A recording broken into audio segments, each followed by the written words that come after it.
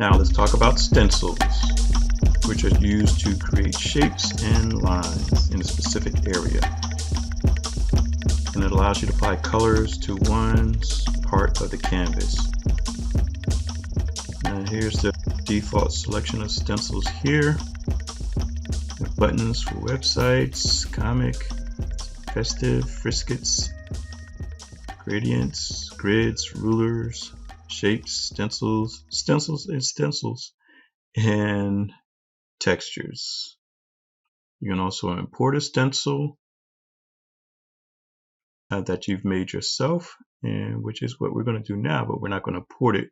You would import something that you made outside as a ping file. Okay, now we're going to create a layer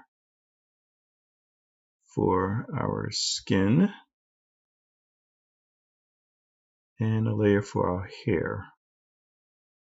So I'm putting these on separate layers so I have some flexibility if I need that later. Using the fill bucket, fill tool, filling that with blue. You can fill this with any color. In order to create a stencil, it just needs a flat color. And these little bits that didn't quite get filled, so I'm taking care of that. In some cases, it's because I used a lighter pressure, so it's maybe reading as a gap. And that's with the fill tool, I have to be concerned about the gap tolerance.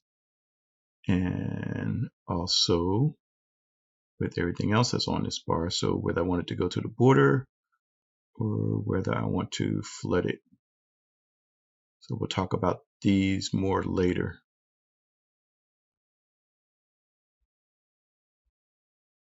So let's fill the hair. I'm going to change the color first. Make sure I'm on the hair layer. Okay, so you see I have a little pieces that didn't quite get filled in the hair. And I think the reason why is because the skin filled those places up. So yes, so that is what happened. So now let me fill the hair, and I have that better. And the reason why is because I have current layer only unchecked. So it was filling, it was looking at all the layers when it did the fill. So that's why I took the skin layer off. So if you don't have current layer checked and you have something like this happen, then that's the reason why. So I can either check that or turn the layer off.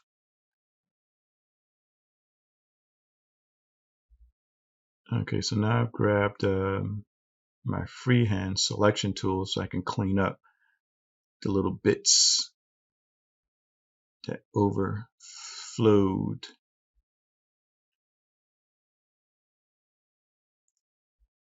So I could have used the eraser for this also, but it's faster for me just to use the selection tool, to get rid of these two things, especially since I got sharp points at the end.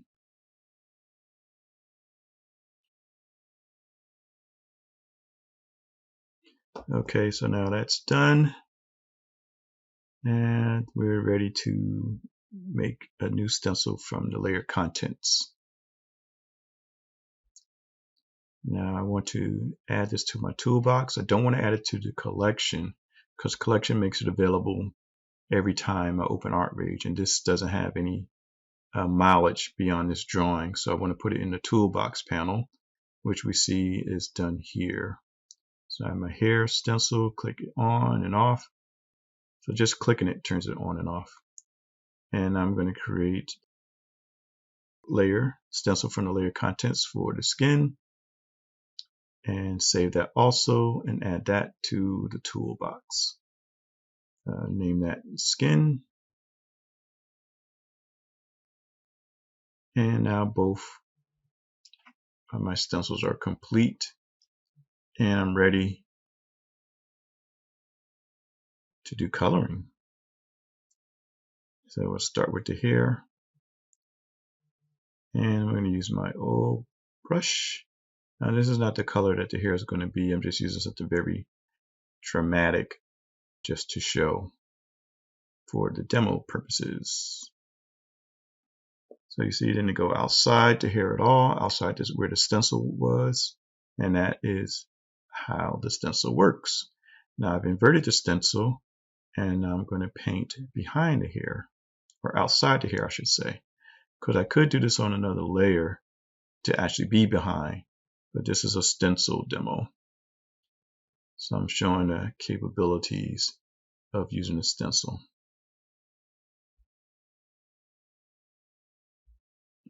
So everything outside the stencil has been colored, and it's all on one layer. And sometimes you may not want to put other layers. Now also you can transform the stencil. So you can hold down the space bar to move the stencil.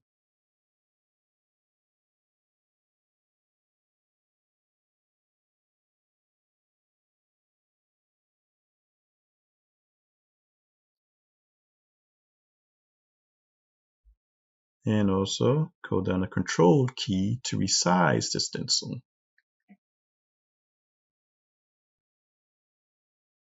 So that's some little mess I made with that. And Alt key to rotate the stencil.